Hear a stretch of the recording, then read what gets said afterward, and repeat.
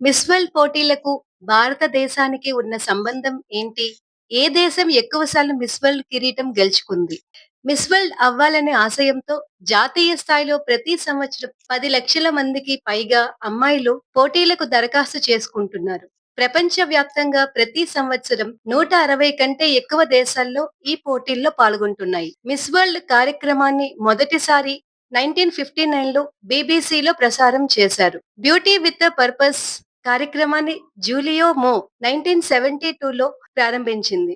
భారత్ ఇప్పటి వరకు 6 miss world టైటిళ్లను గెలుచుకుంది. మన దేశం తరపున 1966లో రీటా ఫారియా పావెల్, 1994లో ఐశ్వర్య రాయ్, 1997లో డయానా హెడెన్, 1999లో యుక్తాముఖి, 2000లో ప్రియాంక చోప్రా, 2017లో మానుషి చిల్లెర్ మిస్ వరల్డ్ కిరీటాలు గెలుచుకున్నారు. ఒకే పోటీల్లో మిస్ వరల్డ్ తో పాటు మరో 3 సబ్ టైటిల్స్ కూడా గెలుచుకున్న ఏకైక మహిళ డయానా హెడెన్.